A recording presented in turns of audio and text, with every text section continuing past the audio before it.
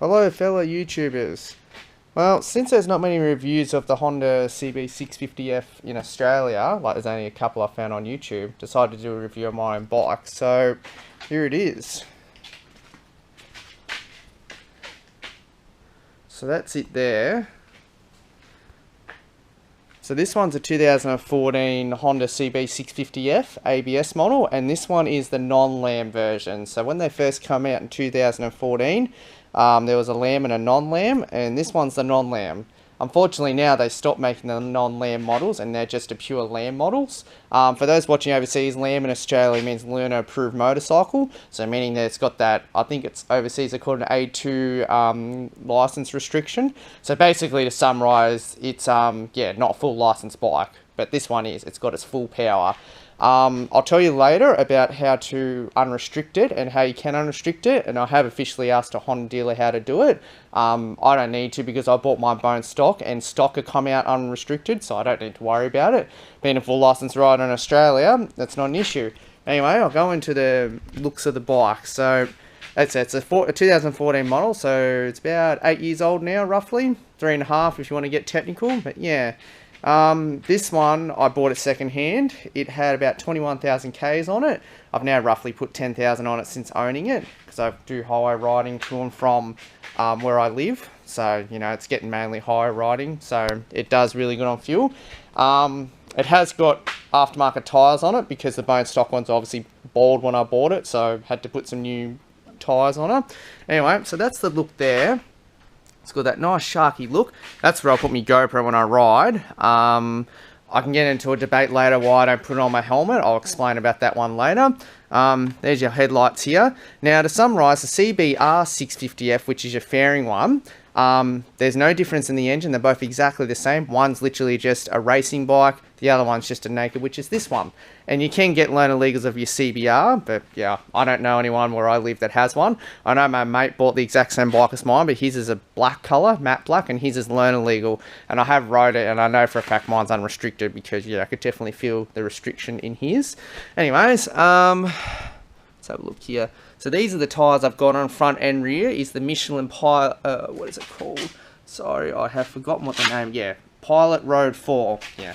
So this one, yeah, I measured them when they were brand new. This had 3.9 mils.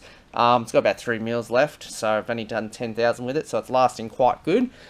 This one is your HRC colours, so I'll come around here, just show you the rear tyre. Alrighty.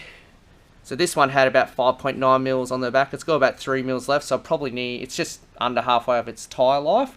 I'll probably need to change it over soon. There's my chicken strips there. I've only got a tiny little bit. I try to lean over where I can, but being highway commuting rider, I mainly have to ride in the middle.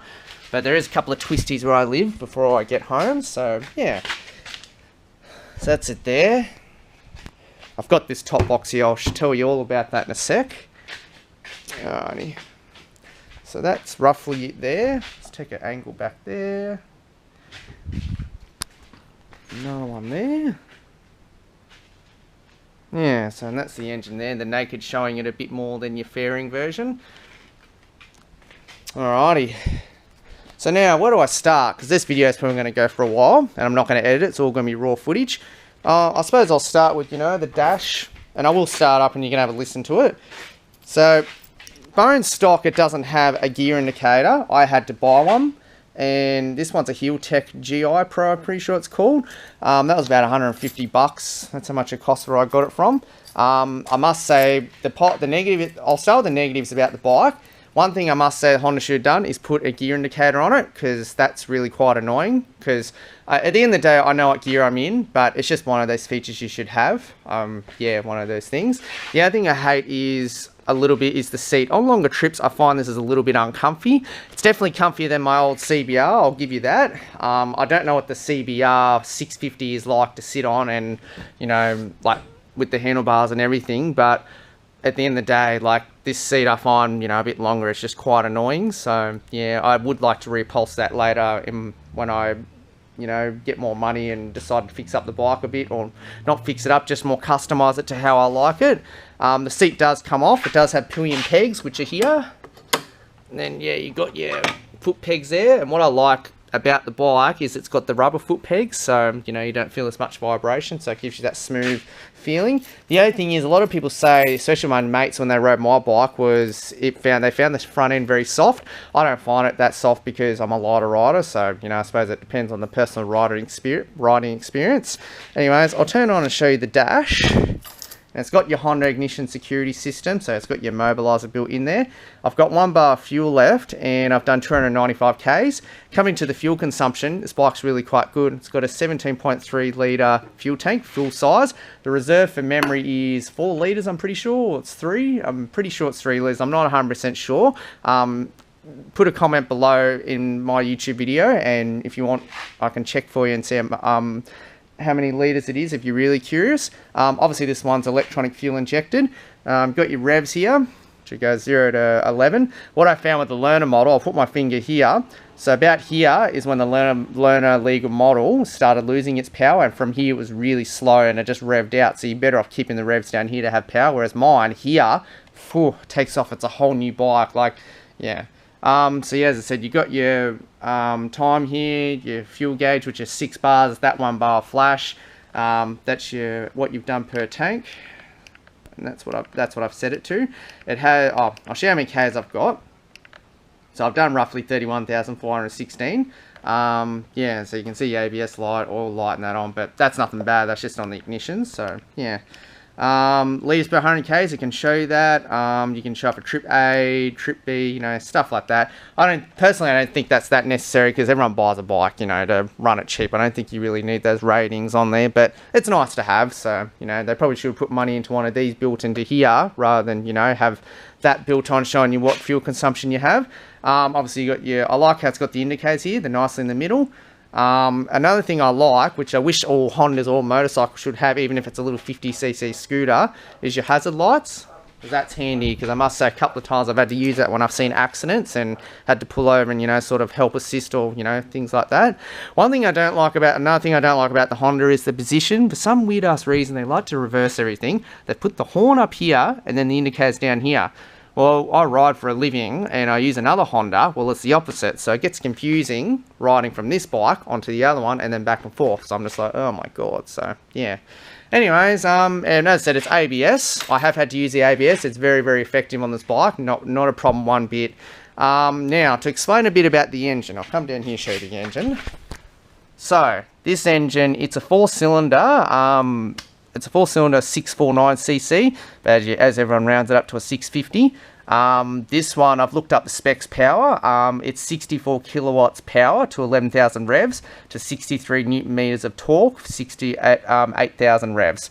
So it's not like you compare it to your Yamaha MT-07, because the Yamaha, it has, you know, more torque and more power down low, being a 2-cylinder, whereas your 4-cylinder, you got to give this one a rev. I find when people ride my bike, like, oh, where's all the power? It's not down low. I'm like, well, you got to rev it high before, you know, you get sort of a response out of it, and then they're like, there's the power. So, you know, different bikes, I suppose with the different bikes do different things. I suppose the positive why I chose the 4-cylinder was, being a commuter, I like to keep the revs low and a smoother ride. I found it's a lot more smoother. Although personally I haven't rode the Yamaha MT-07, so I can't come and say, oh, it's not a smooth bike, because I have no idea. I've never rode one before. So yeah. Anyway, that's your fuel tank there. These are aftermarket, but it came with the bike, which is your tank protector. I know you can now, I've talked about the engine, and obviously it's electronic fuel injected. It's liquid cooled. It's a 6-speed gearbox. And obviously, you know, you've got side stand and everything, and obviously it's a manual, so you got your as I just said, 6-speed gearbox. The other thing is, with colours, you can get your, as I said before, your matte black. This is the common colour that they come in Australia, which is your white and, well, your HRC colours, or you can get a blue one with black rims. Now, the negative about this colour I don't like is the gold rims, and it's not because they scratch, it's because they get dirty. See, I'll run my finger here. See how dirty that is straight away? It's quite annoying. So one review I read on Product Review, some guy said that on there, they get dirty quickly. Well, I agree, because it is annoying. But on the other hand, you know, it's just part of like wear and tear for a bike. I suppose at the end of the day, when I was looking, I didn't really have a choice in colours when I was trying to find an unrestricted model, because at the end of the day, yeah, there wasn't really any blue ones that were in my price range. For what I could afford, this was the only one, and it had decent Ks, and it had a full service history, whereas a lot of others didn't. And I'm still keeping the service history up. So anyways, that's more of the engine there. Now, about the exhaust. A lot are probably asking, you know, how loud's a bone stock exhaust? Well, it's quiet. That's your decibel reading there to find the decibel sticker. With the decibel sticker, that's bone stock on there. I haven't touched that. It's at 95. Down low, it's quite quiet, which I'll start up soon. You'll be able to hear it. That's your 4 configuration exhaust. They're getting a bit aged. Here's your radiator, obviously. That's big enough radiator. It does the job. So yeah, as I was saying, that's the horn under here. This is your V4 configuration of the exhaust manifold. This is all bone stock. It was silver, but obviously over time they go a bit golden, you know, different colour just by wear and tear. The exhaust actually comes all the way under the bike. Doesn't even stick out, doesn't affect, you can't hardly hear it, doesn't vibrate the bike. That's it there. And the Nissan caliper brakes, just going off topic there for a sec. As I said, quiet exhaust, you know, does the job. It's got your simple one suspension at the back, which you can adjust. Then you got your indicators. Another thing I love about the bike is it's got an LED brake light. Actually, I'll put it, it's hard for me to do it because I'm the only one filming, but yeah, obviously it's got your halogen lights. It's got LED parker light or position lights as you call it on the bike, but it's got, you know, your halogen, what you call your license plate light, and yeah, just your indicators, and the headlight. But yeah, it's got an LED, yeah, brake light there. Yeah, so anyways, now, some aftermarket things that's happened to the bike. One thing I've done is put these handlebar risers on here. So just because I'm a shorter rider, I found it was a bit too aggressive for my liking. I put that up, seriously, a lot better. Like, it was much more comfier, a bit more upright. The wind didn't really affect me because I can still lay down, and yeah, I got them for free. So yeah, just off someone I knew. Another thing which I loved about buying this particular bike is they've got a lot of features with Jivvy, and you can get, like, you know, tank bags, you can get like a nice big Jivvy windshield that comes up to here, like up here. But at the end of the day, it was a bit pricey, and they're sort of hard to get hold of in Australia unless you sort of look on eBay. But I haven't needed that yet because I've got your top box here, which I'll explain about in a sec. But yeah, what I like is it's got your top box here for your mono lock.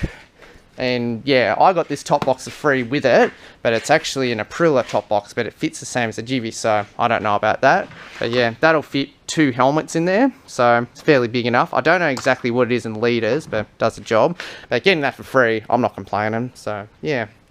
Anyway, that's the back of the bike there. Pretty good anyways.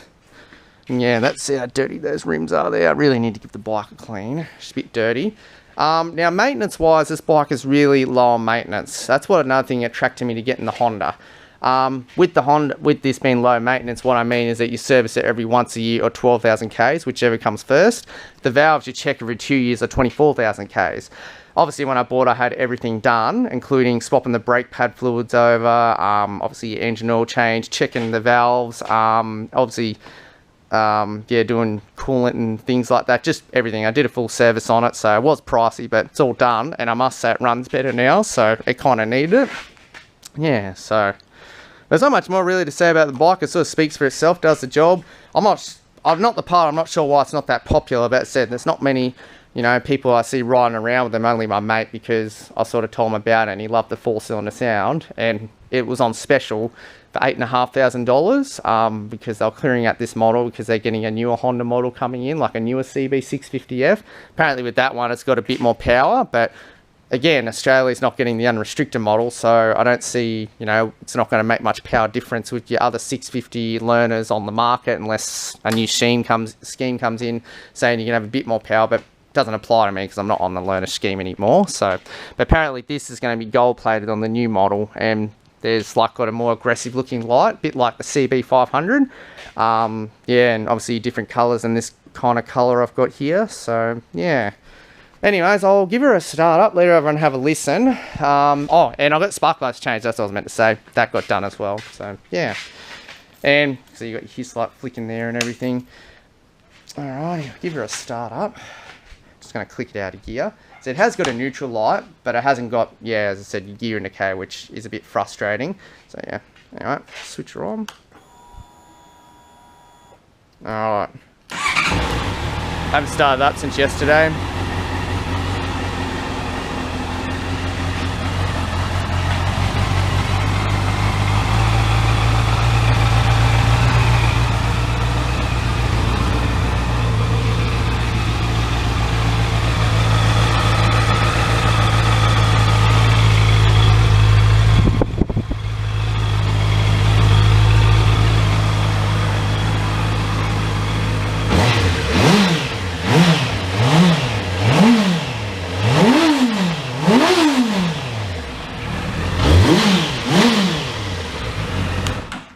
Well, that's what it sounds like. Don't want to rev it too much. I mean, the garage is open, the fumes will escape, but I'd rather not fume out the place and psych up all the dogs around this neighbourhood, so yeah. Yeah, so that's what it sounds like. It's got your nice 4-cylinder sound. As I said, it's perfect, you know, just for commuting, and if you want to go up, you know, like whether, for example, you go on mountain rides or whatever, or just, you know, longer rides that's got your twisty roads. Does the job wherever you live, it'll definitely do that. Now, the weight of this bike, that's another thing I don't like. One thing I don't like about it is the weight of the bike. I must say the Yamaha MT-07 is a bit lighter, like 190 kilos. I'm not 100% sure. This one I know for a fact is 208 kilos. I mean, it doesn't really affect the power-weight ratio. You just kind of notice it when you're moving it. You move your other mate's bike or something, for example, right, you're like, oh, it's actually quite heavy. Like, for example, I know the Triumph 765, the new street triple that came out, that's lighter than this and it's got more power. So that's obviously going to be a more powerful bike than this current Honda. But as I said, this is your mid-class, entry-level, full license bike. When I bought it, that's what the salesman, you know, sort of told me. He said, like, you know, this is your entry-level bike. So it's not going to have that, you know, nip of power that's going to give you a jump, but it will give you a jump when you put the revs up a bit. And it just sort of gives you a feel for what a full license bike should feel like. Like, besides the handling and that and everything, you got your full-size tyres. So I know for a fact this tyre is the exact same tyre size of other 600s on the Australian market. So it's 180 55 R17. So I know that, you know, it's going to have that similar handling characteristics and leaning over capabilities as any other 600 or 650, 750 motorcycle on the Australian market. So yeah, I don't think there's much more I really need to say about it. As I said, besides those couple of negatives, I do love it. Like, I love the power of it. It's got enough for what you're doing around, you know, especially commuting. Like, I know for a fact it'll do like easily probably 3.8 to 4.2 seconds to 100. So it definitely has a good pickup rate. I think I've seen other videos on YouTube where people do 0 to 200s on it. For memory, they're 14 to 15 seconds, so it's pretty competitive. You know, it's a newer version of your old Honda Hornet, the CB600, but I haven't seen one around where I live, like, in ages. Like, I haven't seen one. I don't know if anyone else knows or sees one. Anything, I see a lot of Blackbird 1100s there, quite a popular touring bike. Yeah, so they're pretty, as I said, like, it's sort of like your new version of your old Honda. Like, it's not as powerful, but when you look at the speed of what that old one does to this one, it's both the same 0 to sort of 100 and 200. So, yeah.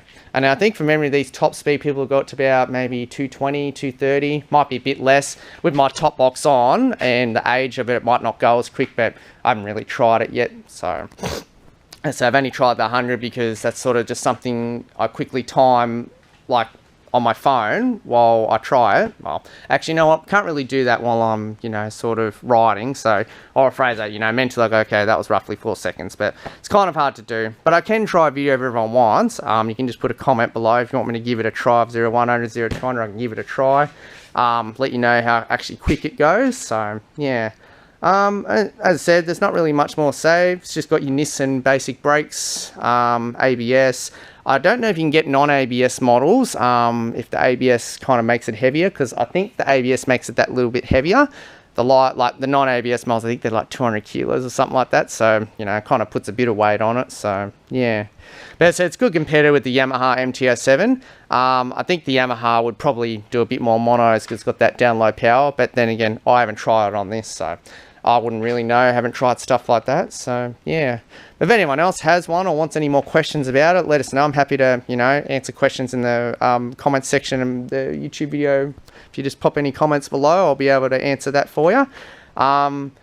Besides loving the engine sound and its power pickup and everything, and, you know, just the way it handles, it is a great bike, you know. As I said, I've not, since buying it, I've not had one problem. The only problem I've had, as I said, was just doing all that maintenance. But that's because the last guy sort of didn't really look after it, and it needed, like, the engine oil was fine. It was more just the tyres. They just needed fixing. And I said the spark plugs, the valves, the coolant, and yeah, your brake pad fluid just all need replacing. It was just at that time because it was 3 years old, so it wasn't because it's a shit bike. It's just like any other bike, it just needed replacing. So yeah. Yeah, and the only other thing I will say that is good are the headlights on this bike. Bone stock, they did point low. But I did meddle with it, and my God, they're a lot better, especially in a country area like I am, and you ride on the roads, like when I come home from work, like late at night. Must say it's a lot easier, because since twiggling with the, since meddling with the lights and everything, I've found that they're definitely a lot pointing up better and a lot more brighter. I might put an aftermarket globe in it later, like not a blue one, just a more like a Nava, 120 plus further pointing one, just to help it, sort of help myself see a bit further and that. But I don't think that's really necessary at the moment. Like once repointing, it's been a lot better. So yeah, give one last look at the front of it here. I think it's bone stock. It's got like a Philips H4. I know some people put LED lights in it, but not really into that. They're your LED bone stock lights. Actually, I'll quickly show you them. See, they're not really that much. So that's what it looks like with it on. Pretty good. Yeah, and as I said, that's what I was going to say quickly. With the case for this bike, 31,000, I've seen people selling them on Gumtree, bike sales and that. They've got like 50,000 Ks already on them, so they do last ages. It's only just starting to happen now because probably people have had it for a couple of years and decide to upgrade because they've had enough of the power, or maybe there was problems with them then.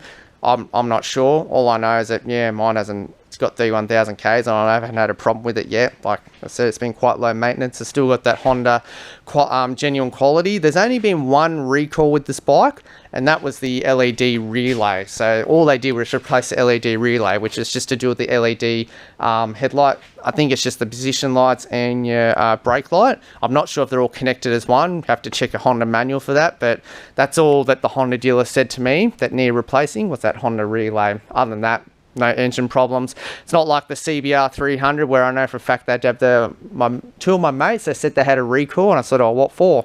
And they said to me because they had the crankshaft, I'm pretty sure, was faulty in that one, so they had to have that replaced. After that, obviously ran better, but I was lucky because I had the CBR250 R Repsol edition, and I know for a fact that one, yeah, had no problems at all. I know to this day it's still running good to the guy I sold it to, so quite happy with that.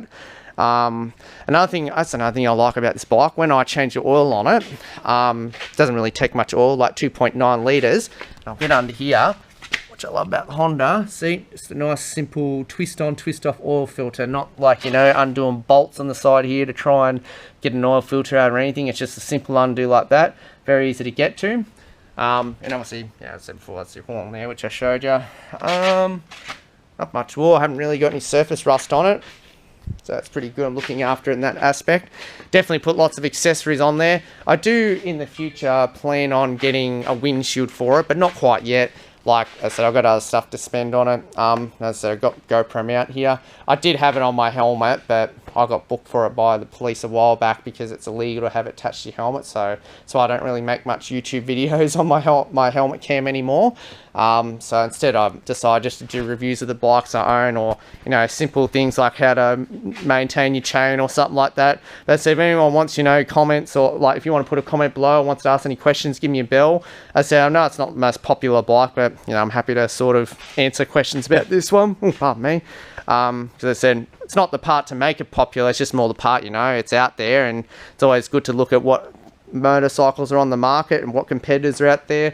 Like for example, besides the Yamaha MT-07, the other competitor of this one is the Suzuki Gladius, and I know for a fact they do the same engine as this one, not as in like a 4-cylinder, they do the 650 version, and I know they've got a lamb and a non-lamb model. I don't know what restricts that and unrestricts that, but I know for a fact it's a V-shape, but V-shaped 2-cylinder engine. But again, I don't really see many of them around, and I don't know many people that have them, but they are out there and they have long litivity. So yeah.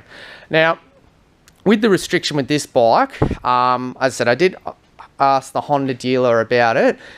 Basically they said to me all it is the ECU, so it's nothing throttle. Like it's not like a quarter throttle locked on here. I can open it up fully. I did the same on my mate's learn a legal bike. He's exactly the same as throttle. Maybe one time I can do a review on that one. If you guys want a video on that, I can do that as well, or I can ask him to do one.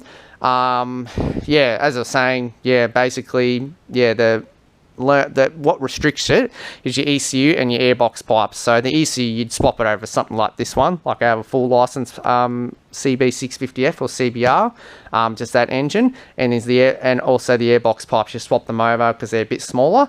Once you do those two things, that'll unrestrict this bike. And besides that, what you do after that, you'll get a blank set of keys. So I'll just take mine out of here. So you get a blank set of keys. Yeah, it'll obviously go on your key ignition barrel. So basically it'll go on here and fit. Because what happens if you put the old keys in there with the new ECU, it's not going to match up because of the HIS system. Because of the HIS system, it won't match, and therefore it won't, you know, register and turn on. So make sure you cut your old keys to your new blank keys, and then yeah, you'll have yourself an unrestricted bike. I think for memory it was like maybe $500, $550, like something like that. Like that's all you really need to do. But I will say this just to cover this video and just cover, you know, my YouTube name. I don't recommend doing the unrestriction if you're a learner or P-plater, because if you do that, pretty much you are riding an unrestricted bike. And if you're on that license class, you're riding illegally because you're not riding an approved bike according to the scheme. So if you ride that in Australia and you get pulled over by the police and they say, you know, this is an unrestricted bike, that's if they can tell, obviously it's unrestricted, then yeah, you're gone. Like I don't know what the penalties are, whether you have a suspended license or, you know, you lose demerit points. I'm not sure. I haven't been on my piece for ages, but I'm just letting everyone know that just to cover, you know, my ass, or just cover, you know, this video and the copyright and my YouTube name. Don't do it unless you're on your full license and you've got the learner bike. That's the whole purpose of why I wanted to tell people that. If you've just come off your L's and you've got this bike, don't bother selling it. You can unrestrict it and you'll be fine. As I repeat again, you just swap the ECU over to an unrestricted one, bigger airbox pipes, cut the old keys to the new one so it fits the ignition barrel, and then that'll register to the new ECU, and then you've got an unrestricted bike.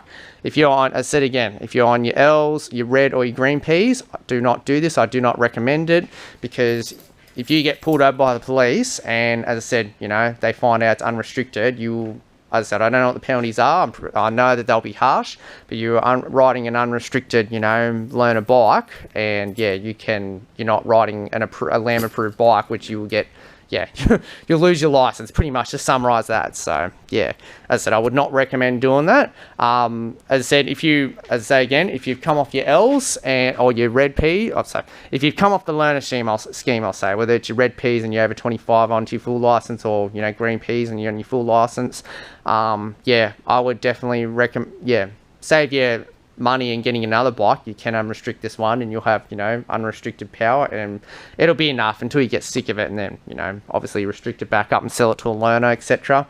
So it'll do the job.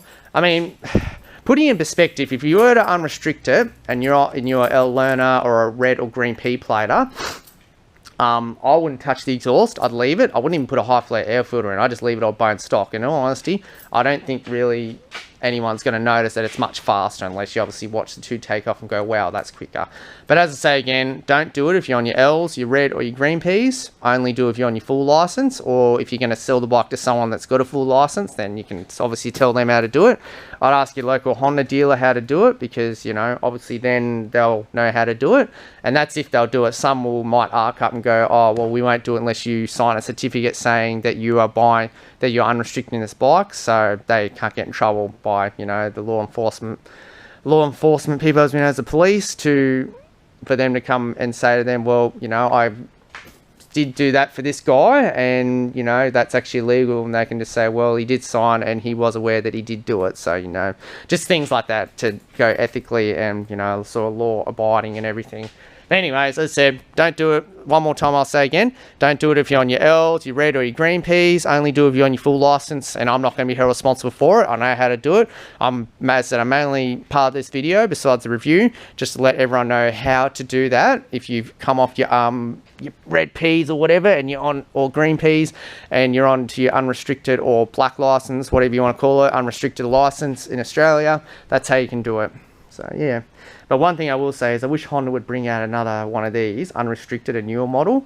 Overseas they are, but I don't know about Australia, and I really wish they'd compete with, like, you know, the new Suzuki Gixxer 750, or, you know, your Yamaha MT-09 or something, like have some sort of 750, 800 Honda. But Honda just seemed to think, oh, we'll just bring out a litre and that'll be right. But I've seen that new CB1000R coming out. But yeah, at the end of the day with that one, yeah, like it's I don't know how much it's going to be, but yeah, I don't know. See, sometimes people don't want a litre. It might be too much for them. Might be too much insurance, you know, or looks more like a Kappa style racing bike, but won't know until we ride it. So I'm not 100% sure.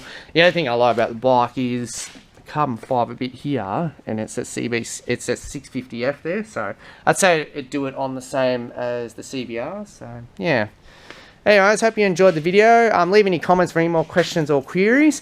Sorry if I wasn't exactly the best talking person, you know, it's just trying to get all the information out at once. You know, it can be difficult. And as I said, I don't plan to I don't plan to put an aftermarket exhaust on mine. I've heard a lot, and they do sound good, but I don't really need the extra noise and the vibrations on my bike. You know, well, not even vibration, it's just the extra noise. I've already had enough, you know, dramas with police, you know, pulling me over for loud exhaust and everything. I'm just leaving it bone stock. I can't be bothered anymore. Like, at the end of the day, it goes quick enough. Yes, putting the exhaust on will make it probably go a bit quicker. The other thing I wouldn't mind doing to it is putting another aftermarket chip reader or a ECU, not sure what they're called, but basically just to give it a bit extra tuning. I've seen results with people having those the dyno tuning done on it, and you know, an aftermarket ECU, and it's reached from probably 15 seconds to 200 to like 12, so it does go a lot quicker. I might do that later, not sure, just depends on going financially and how much they are and how much it is to get the dyno done. Yeah, and as I said, I've had no oil leaks, nothing wrong with the bike. It just goes really good. Anyway, thanks for watching, and yeah, leave any comments you got, any queries. Cheers.